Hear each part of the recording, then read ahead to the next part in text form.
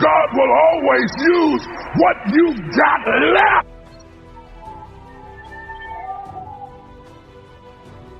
I'm talking to somebody, I don't even know who it is, but the Bible said, wake up! Wake up! Wake up! Strengthen what remains. Oh my God.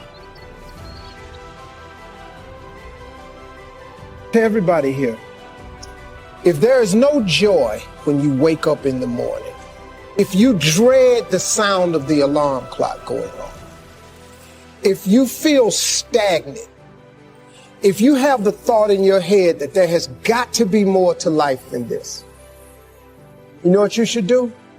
You should stop doing whatever it is you're doing.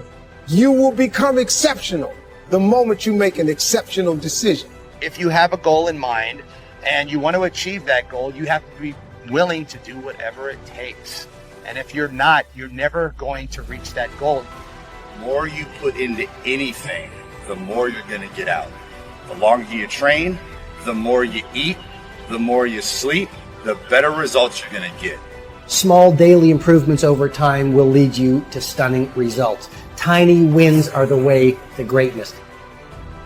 But when you find yourself getting lazy, when you find yourself getting unfocused, it's because you forgot what you're doing it for. You forgot what your motivation is. You forgot what your reasoning is. So I'm going to encourage you, if you ever find yourself distracted, remember why you're there in the first place. When you find yourself getting distracted and running off a course, remember why you're there. Remember why you went there in the first place. Remember what's pushing you, because I guarantee you the reason why you're there was something that got you to that point in the first place. You have to grind for your future. You have to persist and push for your future. Do everything in your power so that you are eventually going to hit your goals and be great. So you want to be successful, well then you got to prove yourself. You got to push through the dirt. Success doesn't happen by chance. It happens by change. It happens by having a purpose and a clear plan that you can execute by taking daily action and not wasting time. You can truly accept this, that it's going to be hard, and you don't want it to be easy. You want this to be real. You want this to be powerful. You want this to amount to something. You want to work for it. You want to go in there because you want to show up. You don't want to have that feeling of being like, I don't deserve this, because you can look back at the journey. You can look back at the sweat, the blood, the tears, the sacrifices. That's all you. That's something that you can do. And you want to be proud of that. See, because a decision without action is only what? A good intention. Good intentions are going to get you nowhere. Dreams, goals and dreams and visions and all of these things mean nothing unless you take action towards them. So what are you going to do today that's going to drive your business to the next level? What are you going to do next week that's going to drive your business to the next level? So when I procrastinate, even though I think that I'm giving myself a break, I'm actually going to have to work twice as hard as I would have had I just got up and done it. Discipline is nothing more than demonstrating your decision on a daily basis. And so you got to look at the other side of discipline. When you have the discipline to do the things that you really don't want to do, you then earn the right to have the things that you really want to have. Take a look at whatever you've accomplished so far and decide to compete with yourself so that you can do more than you've done in your past. Compete with yourself. Challenge yourself.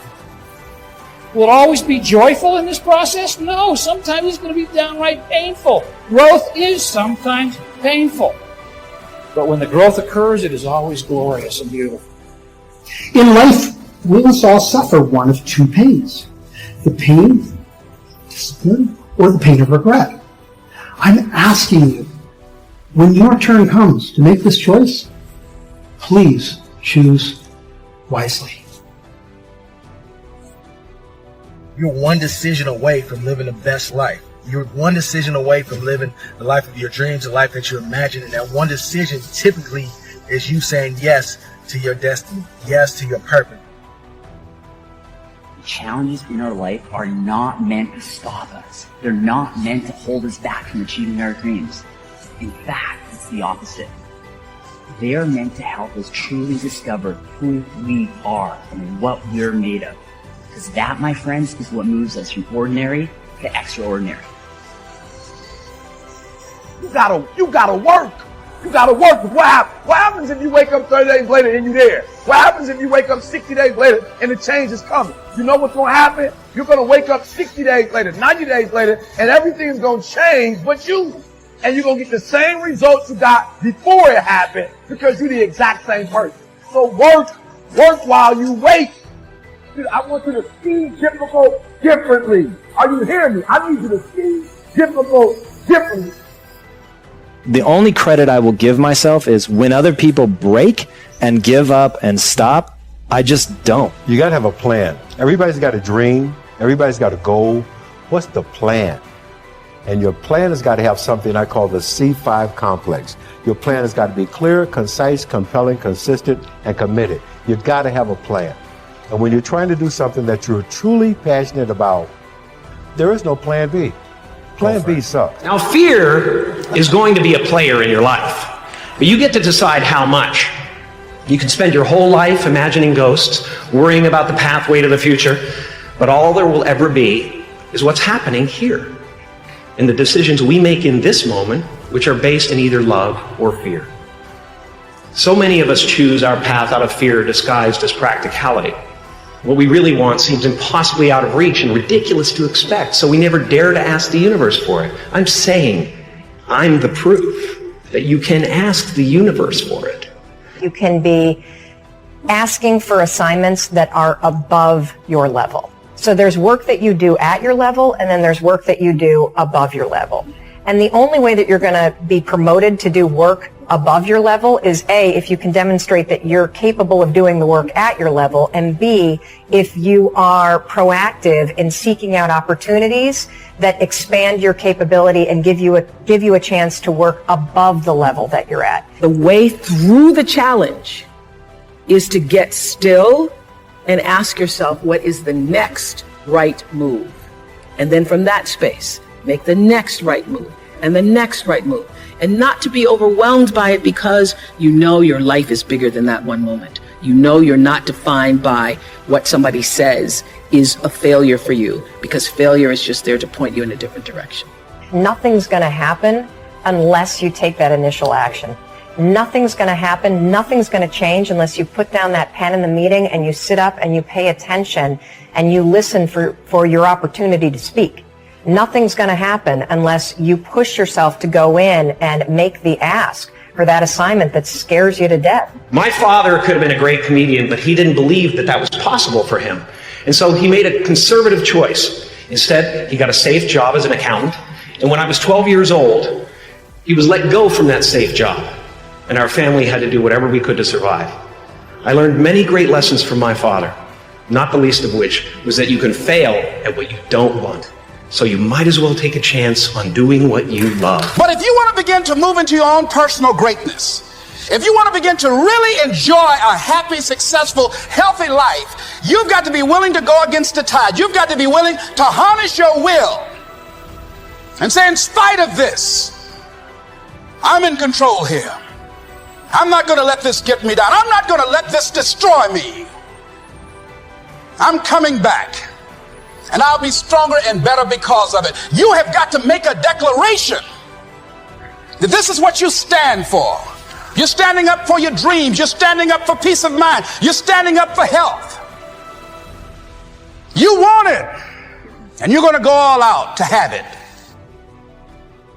My philosophy was a very simple one. And this is where I think film plays a big part of my life. Rudy was one of my favorite films growing up. After watching that film, I come to understand if I could work that hard every day, with being blessed with the physical tools that I have, what would my career be? And I made a promise to myself from that day that I was going to work that hard every single day so that when I do retire, I have no regrets. And that was the most important thing for me, is to leave no stone unturned, get better every single day. And if I'm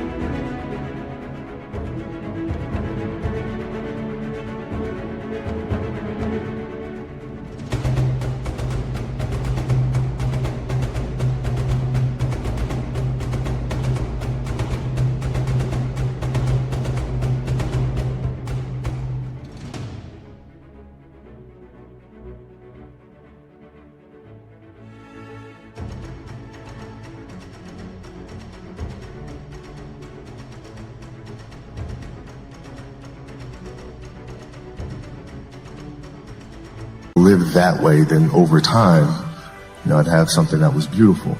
That was my philosophy. It seems like a pretty simple one, but if you live your life to just get better every single day, and do that for 20 years, what do you have?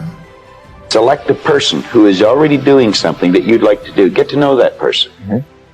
Go to the experts for advice. Don't ask the person next door, your mother, father, brother, or the guy that works beside you, because they don't necessarily know. There's no point in asking a person how to earn a lot of money if they're only earning $10,000 a year. They don't know. If they knew, they'd probably be earning a lot. It's like, don't go to a sick doctor if you want to get healthy. Okay. So you find someone that you can go to for advice. Get a real good book and lock into that book and start to study it. Like, I've had this one that looks like a Bible, but this is Napoleon Hill's book, Think and Grow Rich. I've been reading this thing now for 23 years. I'll probably read it for another 23 years. I get another good book that I brought over here today. It's called The Power of Your Subconscious Mind. Now, I'm not getting a commission for selling this. The author's dead now. He's been gone for a couple of years. But Dr. Joseph Murphy wrote this book, The Power of Your Subconscious Mind. And that's probably one of the best books that you're ever going to find, because you're going to learn something about your mind when you read this book.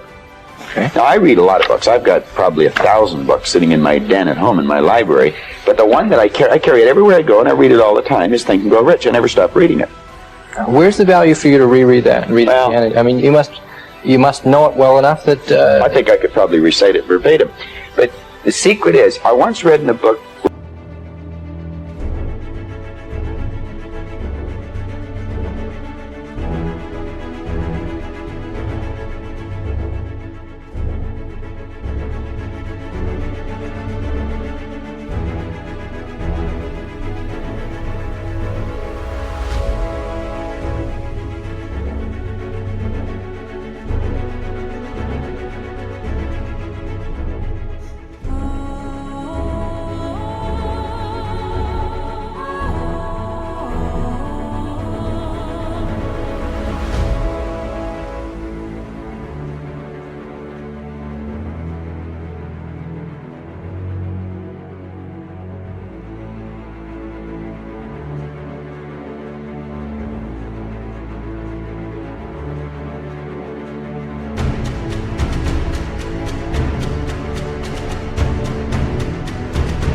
It said, when you read a good book through the second time, you don't see something in it that you didn't see before. You see something in yourself that wasn't there before.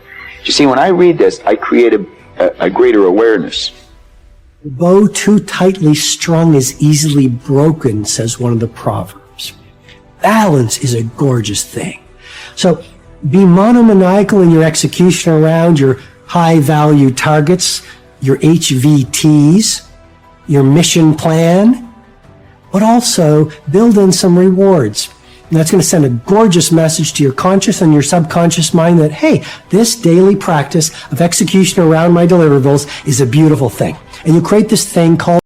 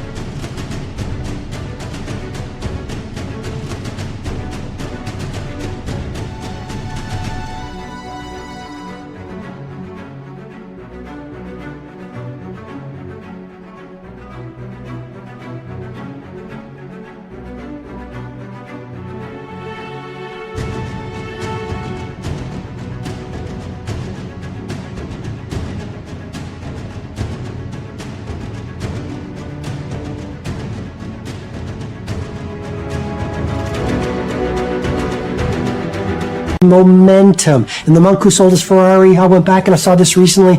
I think there's a whole chapter on momentum.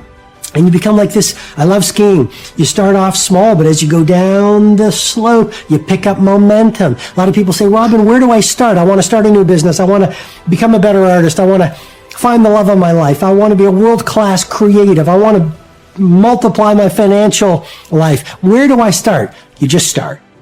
You just start. There's great power in the start. And when you start, life starts supporting you. First and foremost, you need something bigger than you to be inspired about. I think we're all born with a deep and meaningful purpose that we have to discover. Your purpose in life is not something you need to make up. It's already there. You just need to discover it. That means to take the cover off of what's already there.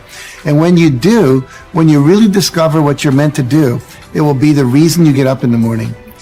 Prior to discovering your life purpose, it's easy to become sidetracked or feel uninspired or feel like you've accomplished very little in life. But what if these feelings are simply feedback that you need to keep going, keep searching until you discover? And what if it's the universe reminding us not to settle for mediocrity, to continue experimenting for the one thing that lights you up? I also believe we're all born with a set of talents and interests that tell us what we're supposed to be doing. Lots of times they come so naturally to us, we overlook them. We think finding our purpose is supposed to be more profound or difficult, but what if it's right in front of you the whole time? Think about it. Have you ever wanted to study something that you loved, but the more logical route was to do what your parents or teachers or friends thought you should do? Well, maybe you wanted to be a potter or a musician or an artist, but ended up in business school because it was logical or sensible. If so, you're not alone. You're just off track. Maybe you really are meant to be a potter. As soon as we got tougher, as soon as we got less PC, as soon as we got that we didn't care what they said or thought about us, we got more successful. And we started doing deals. You cannot do, a lot of transactions without hurting feelings. The old saying about to make an omelet, you got to break eggs. And everybody that's ever had an omelet, there's normally some kind of eggshell in it because they can't get all the eggshell out. Collateral damage. Fred Smith, the founder of Federal Express, said, and he's similar background, similar age. He was a young Marine officer. I was a young Army officer. He said when he came back from Vietnam, as soon as he realized his mistakes, the collateral damage of his mistakes did not end up with body bags, meaning dead people. He says the rest was easy. So the worst I was ever going to do is hurt somebody's feelings, make them cry. And he built Federal Express, and he's one of the icons of business who's still running the business.